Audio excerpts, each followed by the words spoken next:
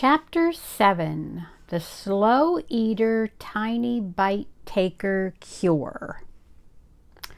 Once upon a time there was a little boy named Alan. He had curly brown hair and sturdy legs and a very shiny smile. One morning he sat down to breakfast, but instead of picking up his spoon and eating his mush and milk, like a good little boy, he took a fork and began eating his cereal grain by grain. When his mother, certain that he had eaten all of his mush, brought him his egg, he was still on the 11th grain of cereal. Alan's mother said, "My goodness, you are poky this morning, dear. What is the matter? Is the mush too hot?" Then she noticed that Alan was eating his cereal with a fork, so she took the fork away and handed him the spoon, saying, "Now then, eat properly and hurry or your egg will get cold." Alan took the spoon, but instead of filling it with mush, he daintily lifted one grain from the bowl and slowly brought it up to his mouth. His mother watched him for a few minutes and then said, "Well, eat an ice cold egg if you like, but I am going upstairs to sort the laundry, and when I come down I want to find every bit of that mush and all of the egg eaten." Alan's mother went skipping upstairs and left Alan in the breakfast nook. As soon as his mother left the kitchen, Alan picked up the fork again and began eating his mush by the grain. In a little while, even a whole grain seemed too much, so he broke each grain in two, taking only half grains on the fork tines.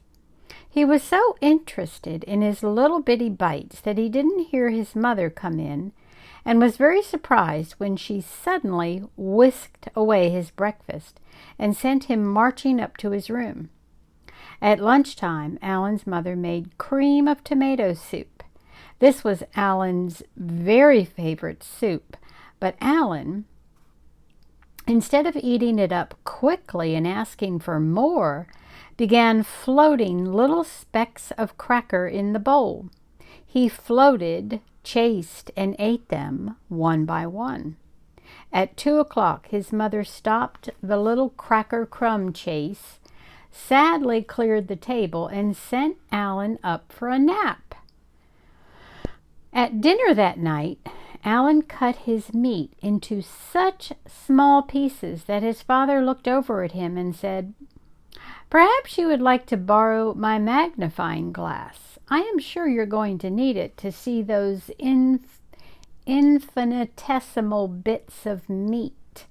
Alan's mother said, "He has been like that all day, eating his mush grain by grain with a fork, floating tiny cracker crumbs in his soup, and chasing and eating them one by one, and now this meat. What is the matter with you, Alan?" Alan smiled his shining smile and said, "I guess I'm just a slow eater. I choke if I take larger bites." His mother said, "Nonsense. You were all right yesterday." Alan said sadly, "Yes, Mother, but that was yesterday." And he carefully cut a grain of corn into 4 pieces and delicately put the smallest piece into his mouth. The next morning he had not improved a bit, and though his mother scolded and scolded, he took the smallest, slowest bites imaginable, and to make matters worse, he sighed and gazed around the room between each bite. Alan's mother was very distressed, and not knowing what else to do, she called her friend, Mrs. Crankminer. "Good morning, Mrs. Crankminer," said Alan's mother. "This is Alan's mother, and I called to ask if you have ever had any difficulty with Wetherill about eating." "Difficulty?" said Mrs. Crankminer. "Just what kind of eating difficulty?" "Well," said Alan's mother, "Alan has suddenly taken to eating so slowly that if I didn't take his plate away, I'm sure that it would take him approximately 12 hours to eat an average meal. He eats his cereal grain by grain, his soup drop by drop, and his meat pore by pore." "Goodness gracious, is the child ill?" asked Mrs. Crank Miner. "No, he says that he feels well, and I have taken his temperature, and it's normal. I don't know what the trouble is," said Alan's poor, worried mother. Mrs. Crank Miner said, "I certainly have no complaint about Wetheril's eating. My only difficulty is in getting him to stop. Yesterday morning before breakfast, he weighed 182 pounds, and his father has begun calling him Blimpy." "Oh my," said Alan's mother, "I guess you have a more serious problem than I have." And she hung up the phone. Then she called her friend, Mrs. Wingsproggle. "Mrs. Wingsproggle," she said, "do you have any trouble with pergola at meal times?" "Do they just take a bunch of letters and throw them up in the air and make a name?" Mrs. Wingsproggle said, enunciating very carefully, "No, not exactly trouble, but we do have to keep after her to chew each mouthful 100 times. Sometimes she is forgetful and only chews her food about 93 times, and one day I caught her stopping at 71. Alan's mother could already picture how disastrous it might be if Alan heard that Pergola Wingsproggle chewed each bite 100 times, because if she multiplied each grain of mush in a dish by 100 and took into account the unbelievable slowness with which Alan was able to chew, she realized that he would die of slow starvation before a day had passed. Alan's mother hurriedly said goodbye to Mrs. Wingsproggle and hung up the phone. Then she called Patsy's mother. She said, "Does Patsy eat everything that is put before her quickly and without urging?" Patsy's mother said, "Yes, she does. Why?"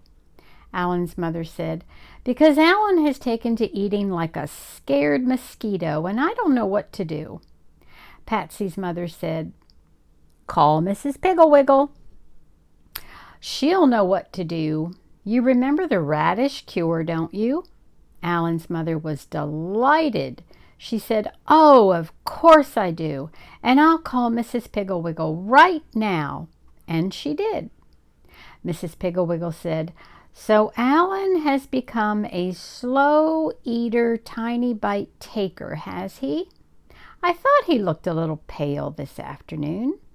Alan's mother said, "He is so pale, his father calls him his little doughboy, and I know that he hasn't eaten more than a tablespoon of food in the last 2 days. What will I do, Mrs. Pigglewiggle?" Mrs. Pigglewiggle said, "Don't worry about Alan. He'll be all right again in a day or two. Let me see, yes, it is Alan coming down the street right now, so I'll send home the slow eater, tiny bite taker dishes with him. Use the largest set for Alan's dinner tonight, the medium size for his meals tomorrow, the small size the next day, and the very small dishes the last day. Serve him portions of food to fit the dishes. That will be 4 days in all, counting today, and though he may lose some weight, he will gain it right back. I may send for him on the last day, and no matter how he feels, let him come to my house." Alan's mother said, "Thank you very much, Mrs. Pigglewiggle. I will do just as you say, and I will be so happy when he is cured." "I will send Alan right home with the dishes," said Mrs. Pigglewiggle. "Now don't worry, simply follow my instructions." And Mrs. Pigglewiggle said goodbye. After a little while, Alan came home carrying a large wicker basket. "Here's a present from Mrs. Piggle-Wiggle, Mother, and she said for me to be very careful with it."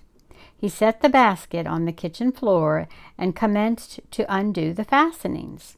His mother said, "No, dear, this is a present for me, and I think I'll just put it aside for now. You run out and play until dinner." Goodness, you were pale. Run as fast as you can down to Patsy's house and put some roses into your cheeks. Alan's mother put the basket on the top shelf in the kitchen and shut the cupboard door, which left nothing for Alan to do but go out and play. However, instead of running down to Patsy's, he walked very, very slowly because he was tired from not having enough to eat. Just before dinner, Alan's mother took down the basket and opened it. There were 4 little sets of dishes. The largest set had a plate the size of a saucer, a cup like a small after-dinner coffee cup, a small fork, and a little spoon. The medium-sized set had a plate like a doll plate, a doll cup, a very small fork and spoon. The small-sized set had a plate the size of a silver dollar, a cup like a thimble, a fork like a match, and a spoon like a salt spoon. The tiny-sized set had a plate the size of a penny, a cup that would hold but a drop, a fork like a needle, and a spoon like a pin. Alan's dinner that night was served on the large set. He was given a baked potato as small as an egg, a piece of meat like a postage stamp, a slice of tomato, and the small cup of milk. Alan was so interested in taking tiny bites that he didn't even notice his new dishes. He ate 1/3 of the potato, 1/6 of the meat, 1 tomato seed, and drank about half a cup of milk. When he asked to be excused, his father looked at his saucer plate, still heaped with food, and started to say no. But Alan's mother quickly said, "Yes, dear, you may be excused, but you must play in your room until bedtime." The next morning, his mother put a teaspoon of scrambled egg and an inch-square piece of toast on the medium-sized plate and a tablespoon of orange juice in the doll cup. Alan loved the tiny fork and spoon because he was able to take such small bites that in 1 hour he had eaten but half the egg and 1/3 of the toast. He did drink all of the orange juice. At luncheon and dinner he ate even less and took even smaller bites. He had turned a very pale green and was so tired he had to sit down all of the time. The next day his mother brought out the small dishes. On the dollar plate she put 3 cornflakes, a piece of bacon the size of a snowflake, and 1/4 of a teaspoon of egg. In the thimble cup she put 10 drops of cocoa. Alan was so tired that he had to crawl into breakfast on his hands. He was happy about the tiny dishes, though, and gave his mother a very sickly edition of the shiny smile. He cut the cornflakes into 13 pieces and ate a part of 1. He ate a speck of egg, a nibble of bacon, and 5 drops of cocoa, and then crawled in and lay on the couch. For lunch he had 7 drops of soup, 2 cracker crumbs, and enough milk to barely moisten his lips. For dinner he ate 1 lima bean and drank 4 drops of milk. He crawled up to bed right after dinner. He had to rest 8 times on the way upstairs. The next morning he was so tired it took him almost half an hour to crawl down to breakfast. His mother had the penny plate, the drop cup, and the needle, fork, and pin spoon. On the penny plate she had 1 grain of egg, 2 toast crumbs, and 2 raspberry jam seeds. She had a drop of milk in the cup. Alan was so weak he had to lift the needle fork with both hands, but even so he cut the 1 grain of egg in 2 and ate only 1 of the toast crumbs. He drank half the drop of milk and then lay down on the breakfast nook bench. Just then the telephone rang, and it was Mrs. Piggle-Wiggle for Alan. His mother had to carry him to the telephone and hold the big, heavy telephone receiver. Mrs. Piggle-Wiggle had great difficulty in hearing his weak, squeaky voice, and finally had to give up and talk to his mother. Mrs. Piggle-Wiggle said, "It is Alan's turn to exercise the spotted pony, and I would like him to come over here right away." Alan's mother told Alan, and he was very excited, but he was so weak that his mother had to carry him out and put him in his little red wagon. Fortunately, it was downhill all the way to Mrs. Piggle-Wiggle's house, and when he got there, Dick Thompson and Hubert Prentice were waiting for him out in front. They lifted him out of his little red wagon and laid him across Spotty's back. Spotty turned his head around and licked the top of Alan's head comfortingly. Mrs. Piggle-Wiggle came out onto her front porch to see him off, and it took much self-control for her to keep from laughing as Spotty started slowly off down the street with Alan lying on his back like a bag of cornmeal. All morning Alan lay on Spotty's back, his face buried in his mane, while Spotty paced the streets. Several times women rushed out of their houses and asked Alan if he was ill, if he needed any help. Alan was very embarrassed and squeaked out, "I'm all right," and tried to sit up, but he was too weak. When 12 o'clock came, Alan was so tired that he knew he could not stay on Spotty's back another minute, so he guided the pony up to his own front gate. Then he rolled off his back onto the grass. He lay there like a wet sock, bawling. His mother looked out the kitchen window, and seeing him lying there, she became frightened. She thought Spotty was a spirited horse and that he had bucked Alan off. She ran out and knelt beside him. "Darling," she said, "are you hurt? Did that vicious horse throw you? How many times did he buck?" Alan smiled weakly at the idea of gentle little Spotty bucking or throwing anyone. But then he began to cry again as he remembered that this was his last chance for a long time to exercise Spotty, and he was so weak that he couldn't stay on his back. He finally said to his mother, "Spotty did not buck or throw me. It is just that I am so tired I cannot stay on his back. I rolled off, and now I can't get back on, and it's my turn to exercise him, and I won't have another turn for a long, long time." Alan's mother said, "Now see here, Alan. This all comes from your turning into a slow eater, tiny bite taker, and if you want to ride Spotty this afternoon, you will have to come into the house and eat something." She tied Spotty to the fence, picked Alan up, carried him into the house, and set him in the breakfast nook. He leaned weakly back against the wall and closed his eyes. His mother began rattling pans and turning on burners, and pretty soon she handed him the drop cup filled with cream of tomato soup and the penny plate with 2 cracker crumbs on it. She said, "Now drink this soup in one gulp and put both those crumbs in your mouth at once." Alan did as he was told, then leaned back and closed his eyes again. Then his mother handed him the thimble cup filled with milk and a tiny peanut butter sandwich on the dollar plate. She said, "Drink this milk in one swallow and put that whole sandwich in your mouth." Alan did, and was surprised to find that he didn't feel quite so tired. He leaned back, but he kept his eyes open. Then his mother handed him the doll cup filled with soup and the doll plate with some cottage cheese on it. "Drink that soup right down," she said. "And here is a large fork, and I want that cottage cheese eaten in 2 bites." Alan did as he was told. My, but he was feeling strong. He could sit up without leaning back, and oddly enough, he was very hungry. His mother handed him the after-dinner coffee cup filled with milk and the saucer plate with a piece of gingerbread on it. Alan didn't have to be told how to eat and drink these. He took large, hungry bites and big, swishing gulps, and the dishes were empty. His mother said, "Do you feel better, dear? Have you had enough lunch?" Alan said, "I feel much better, Mother, but I'm still very hungry.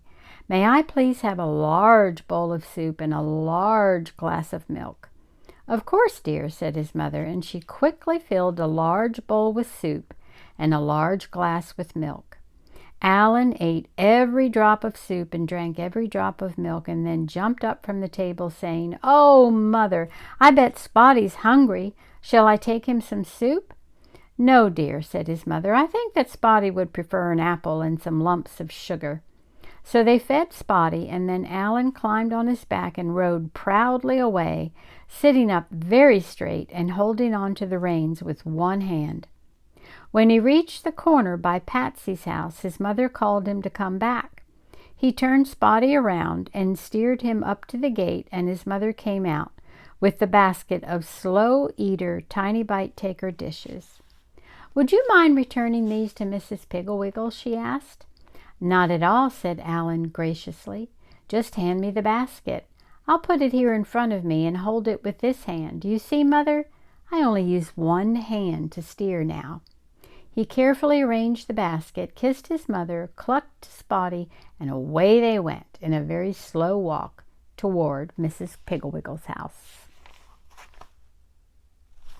Until next time, love you.